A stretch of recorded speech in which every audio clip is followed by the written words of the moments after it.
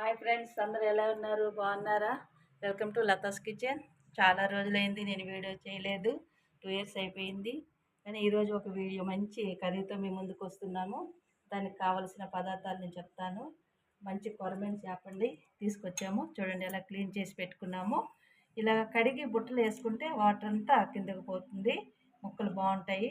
అలాగే 2 onion cut చేసి సన్నగా కట్ చేసి చూసారా ఎంత సన్నగా కట్ చేసిందంటే మా మనవరాలు.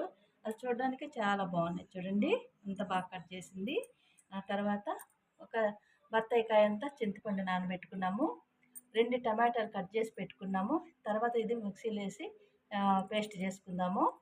అలాగే ఒక మామిడికాయ, ఒక పావు కిలో వంకాయలు, 6 పచ్చిమిరపకాయలు, సాల్ట్, అల్లం వెల్లుల్లి పేస్ట్, మసాలా కారం అంటే మా ఇంట్లో తయారు చేసుకునేది.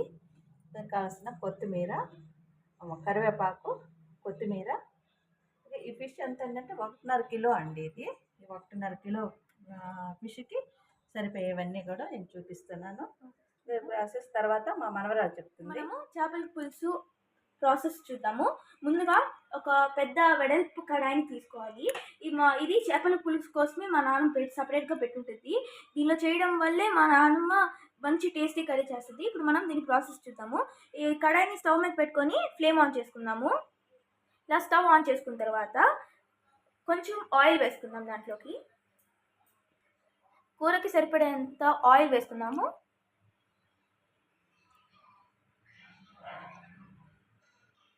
చేపల పులుసు కదా, కొంచెం ఆయిల్ ఎక్కువే పడుతుంది. ఇంగ్రీడియంట్స్ చూపించేటప్పుడు చూపించలేదు, కానీ ఒక 10 గింజలు మెంతులు వేసుకుందాము. ఇప్పుడు మనం సన్నగా కోసి పెట్టుకున్న ఆనియన్స్ ఒక 6 పచ్చిమిరపకాయలు వేసుకుందాము. మేము ఎందుకు పచ్చిమిరపకాయలు కట్ చేసి వేయట్లేదంటే, మనము చేపల పులుసు తినేటప్పుడు ఈ పచ్చిమిరపకాయని కొరుక్కొని తింటుంటే ఆ ఫ్లేవర్ అనేది చాలా బాగుంటుంది. అందుకే మా నాన్నమ్మ ఎప్పుడు కట్ చేసి వేయదు. ఇలానే 6 పచ్చిమిరపకాయలు వేసేసుకుందాం. అవి మా చెట్టుకు వచ్చిన పచ్చిమిరపకాయలు, అందుకే టేస్ట్ ఇంకా చాలా బాగుంటాయి. మనం 3 రెమ్మలు కరివేపాకు వేసుకుందాం. ఇలా కరివేపాకు వేసుకుంటే మంచి ఫ్లేవర్ ఇంకా మంచి స్మెల్ వస్తుంది కర్రీ వండేటప్పుడు.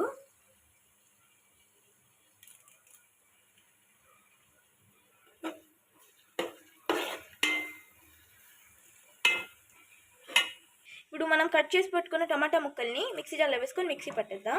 టమాటాలని మంచి పేస్ట్ చేసి పెట్టుకోవాలి. ఆనియన్స్ గోల్డెన్ బ్రౌన్ వచ్చే వరకు మనం మంచిగా ఫ్రై చేసుకుందాము. వేగే లోపల మనము ఈ మామిడికాయని ఇలా కొంచెం పెద్ద దెబ్బలుగానే కట్ చేసుకొని పెట్టుకోవాలి. సన్నగానే కోసి పెట్టుకోవాలి. కొంచెం పెద్దగా ఉంటే అవి మంచిగా ఉడకవు. ఉడికితేనే మనకి మంచి ఫ్లేవర్ వస్తుంది. ఈ మామిడి పండు చాలా పులుపుగా ఉంది, అందుకే కొన్ని ముక్కలే వేసుకుంటున్నాము. ఎక్కువ పులుపు ఉంటే కూడా కూర బాగోదు. చూసారంటే ఆనియన్స్ గోల్డెన్ బ్రౌన్ కలర్లోకి వచ్చేసాయి. సో తర్వాత 2 టేబుల్ స్పూన్ల అల్లం తెల్లగడ్డ పేస్ట్ వేసుకుందాం. దాంట్లోకి అంతా వేసుకొని ఒకసారి మంచిగా తిప్పుకుందాము. దీనిలో పచ్చివాసన పోయేంత వరకు మంచిగా ఫ్రై చేసుకోవాలి. చూపిస్తున్నంత సైజ్ గుండుగంటితో 2 గుండుగంటలు కారం వేసుకుందాము. కారం మంచిగా ఫ్రై అవ్వాలి. ఫ్రై అయ్యేంత వరకు మనం బాగా ఒకసారి కలుపుకుందాము. మంట సిమ్లో పెట్టుకొని చేసుకోవాలి ఈ ప్రాసెస్ వరకు. కారం ఎక్కువ వేగక ముందే టమాటో ప్యూరీ వేసేసుకుందాము. అంతా వేసేసుకొని మళ్ళీ ఒకసారి కలుపుకుందాము. మీరు ఇంకా ఎక్కువ కారం తింటారంటే కొంచెం ఎక్స్ట్రా కారం వేసుకొని మళ్ళీ ఒకసారి కలుపుకోండి. మేము కారం బాగానే తింటాం కాబట్టి కొంచెం ఎక్కువ వేసుకున్నాము. మీ టేస్ట్కి తగ్గట్టు మీరు వేసుకోండి. మనము కాస్త మీడియం ఫ్లేమ్లో పెట్టుకొని ఒకసారి బాగా ఆ టమాటో ప్యూరీ ఉడకనివ్వండి. ఇలా కట్ చేసి పెట్టుకున్న మామిడికాయ ముక్కల్ని స్లోగా దీనిలో డ్రాప్ చేసుకున్నాము.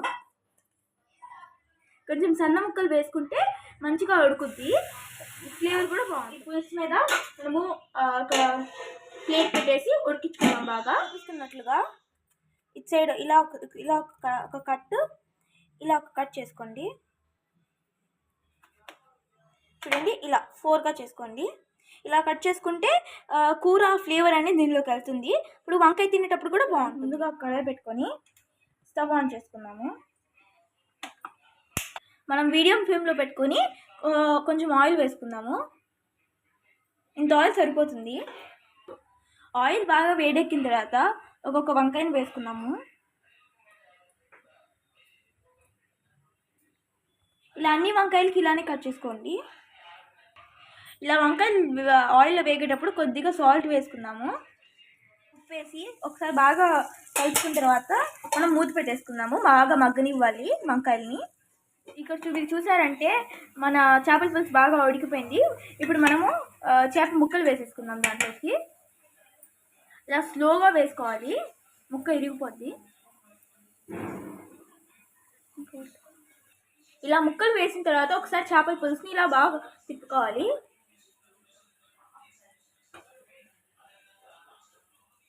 ఇప్పుడే వాసన చాలా బాగా వస్తుంది. ఇంకా టేస్ట్ ఎలా ఉంటుందో. మనము కొంచెం కొత్తిమీర వేసుకుందాము. పైన కొంచెం కొత్తిమీర అలా చల్లుకుందాము. ఇప్పుడు మనం కొత్తిమీర వేసాం కదా, కూర గుమగుమలాడుతుంటుంది. స్మెల్ అయితే సూపర్ ఉంది. మనము బాగా మగ్గపెట్టుకున్న వంకాయని స్లోగా వేసేసుకుందాం దీంట్లో.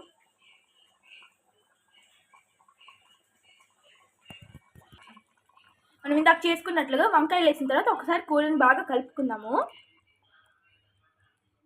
ఇప్పుడు వంకాయలు వేసాం కదా, వంకాయలు వేసిన తర్వాత మూత పెట్టుకొని కాసేపు మళ్ళీ ఉడకనిద్దాము. మన ఫిష్ కర్రీ రెడీ అయిపోయినట్లే. ఇప్పుడు మనము స్టవ్ ఆఫ్ చేసుకొని దించేసుకుందాము. చూడండి, మన కూర చాలా కలర్ఫుల్గా ఉంది. ఇప్పుడు మనం దీన్ని టేస్ట్ చేద్దాము. చాలా స్మెల్ అయితే సూపర్గా ఉంది. మనం దీన్ని టేస్ట్ చేసి చూద్దాం ఎలా ఉందో. ఇప్పుడు మనం అన్నం వేసుకున్నాం ప్లేట్లో. ఇప్పుడు కొంచెం మా నాన్నమ్మ చేపల పులుసు వడ్డిస్తుంది. చూసారా చేప ముక్క ఎలా ఉందో? చూస్తుంటేనే నోరు ఊరుతుంది. ఇప్పుడు మనం వంకాయ ముక్క వేసుకుందాము.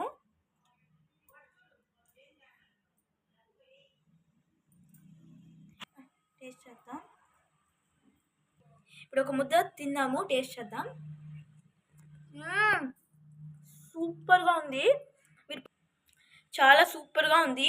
మీరు పక్కా ఈ రెసిపీని ఇంట్లో ట్రై చేయండి. మీకు ఎలా వచ్చిందో కమెంట్ సెక్షన్లో కమెంట్ చేయండి. Please like, share and subscribe to our